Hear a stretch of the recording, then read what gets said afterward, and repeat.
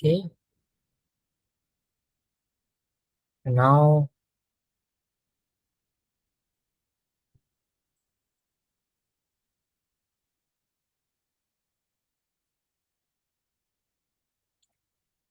um,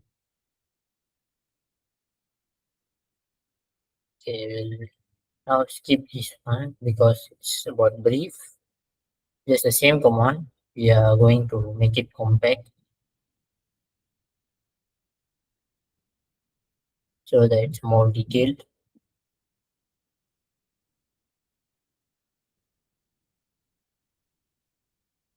And so this is the basic information that we need. Same R2 and R1, R2 and R3.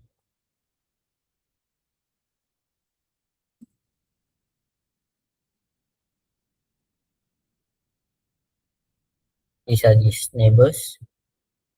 And okay,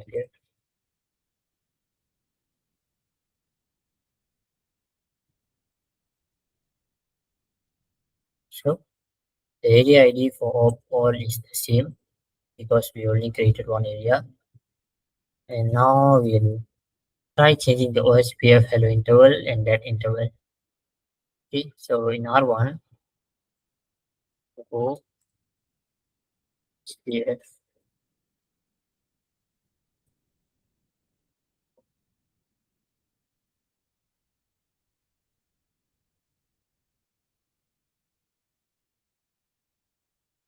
Okay, so as you can see, the timers here, the hello interval is 10 and that interval is 40. Okay, so now we'll, we'll run the OSPF timer command to change the OSPF hello interval and that interval on gigabyte Ethernet 0/0 from R1 to 15 and 60 respectively. Okay, so let's do it. Sorry, enter W first. And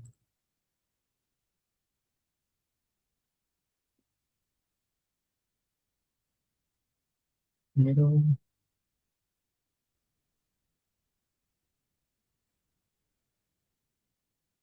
to 15 and OSPF timer back to 60.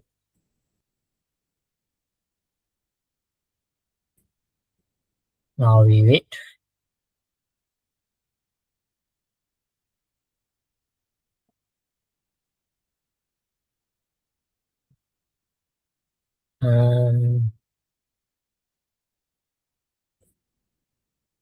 Okay, now that's changed. We'll just go ahead and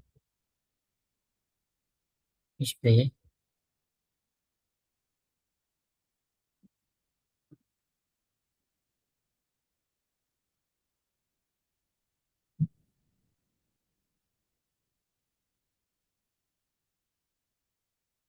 Display OSPF interface GIG //0.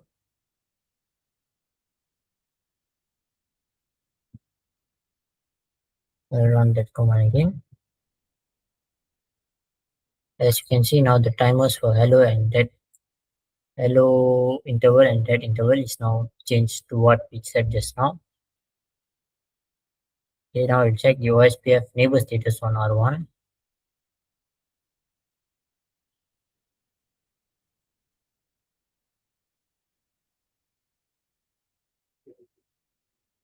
Okay, so now the preceding information shows that R1 has only one neighbor, R R2. Since OSPF hello interval and that intervals on R1 and R3 are different, R1 and R3 will fail to establish an OSPF neighbor relationship. So now we'll run the OSPF timer command to change OSPF hello interval and that interval on gigabyte Ethernet 0/0/0 of R3 to 15 and 16 respectively. Okay, so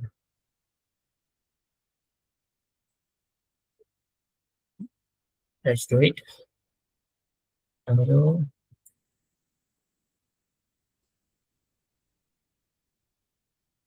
hello, SPF, and hello 15, SPF, and okay.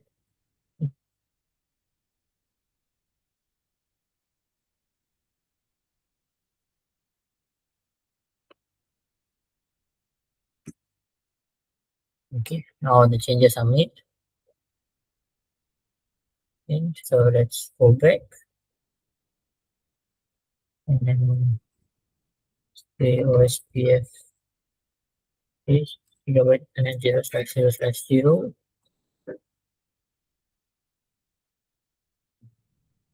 And now you can see the time intervals are also changed here. Okay. Now we'll check the status again on R1.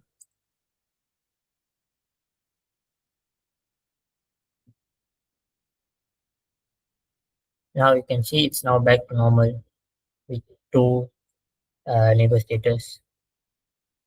Okay. Now we'll go to R3 and now we'll advertise the default routes in OSPF.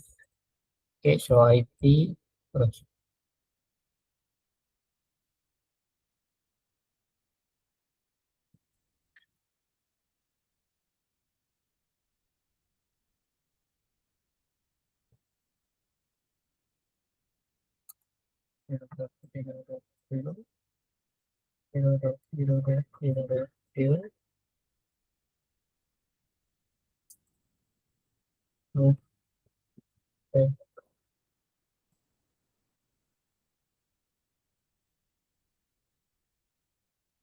Okay, now we'll go to SPF1 and default.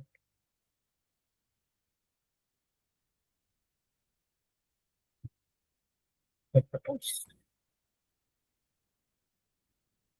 Okay, now that is done. We'll go back to R1 and see if it's being advertised. Display IP.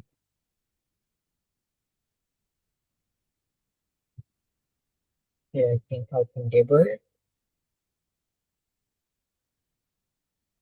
And at the top here, you can see there's 0/0/0.0.0.0 as advertised path through gigabyte Ethernet. We'll check the same on R2 whether there's okay, so display IP multiple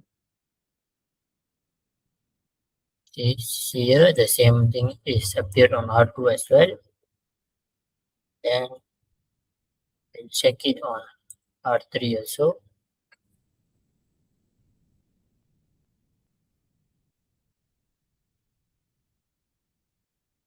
Okay, so IP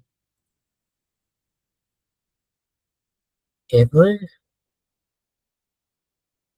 here we have static, which means we have configured just now is successful.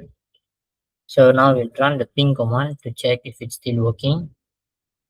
So we'll ping 172.16.0.1. If it's able to ping successfully, that means the static part is working. So it's the ping is successful. That means it can connect. So now we'll try to control OSPF DR or BDR election. Go to R1.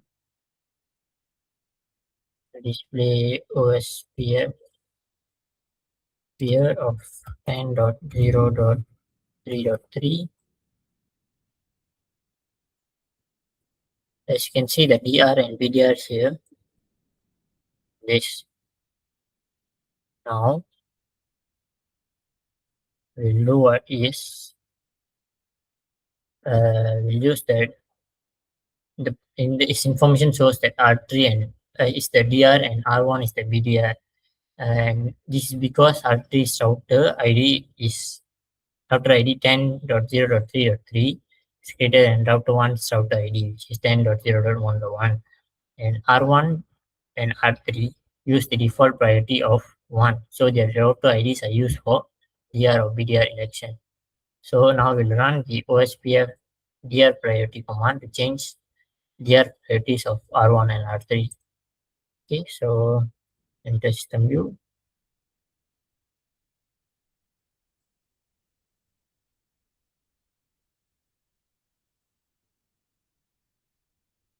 So now we'll change the OSPF DR priority to 100 and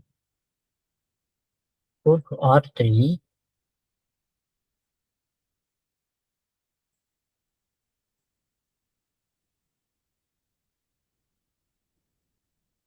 Zero OSPF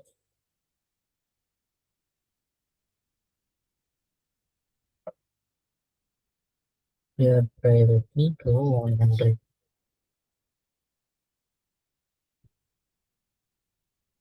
Okay,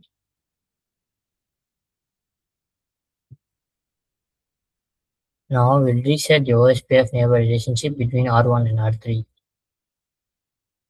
Okay, so hosting, shut down, and we'll do the same on run as well. Shut down.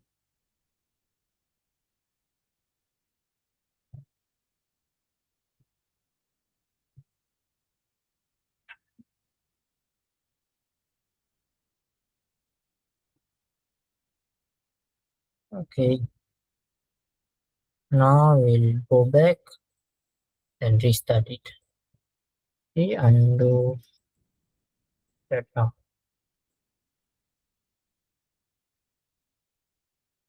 and we'll do the same in here.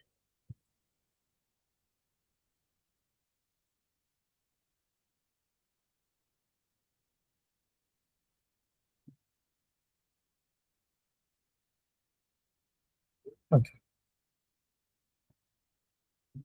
and we turn the board interface to off state. Now we'll go back to R1 and run the display SPF here.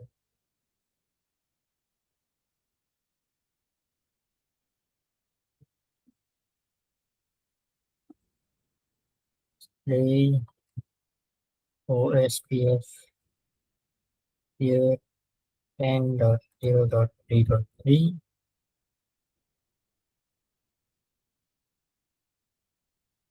and now you can see the DR and BDR.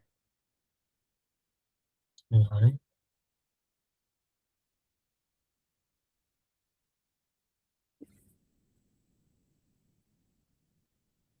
It by the begin.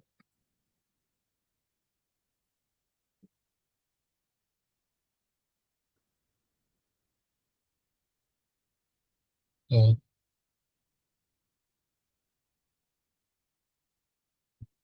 Okay, yeah, I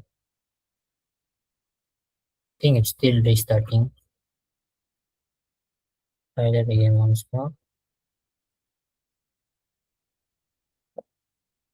Yeah, got it. And now, according to information in R1 priority is higher than R3. So R1 becomes DR and R3 becomes VDR. So that's all for my lab demo for lab 7. Thank you very much.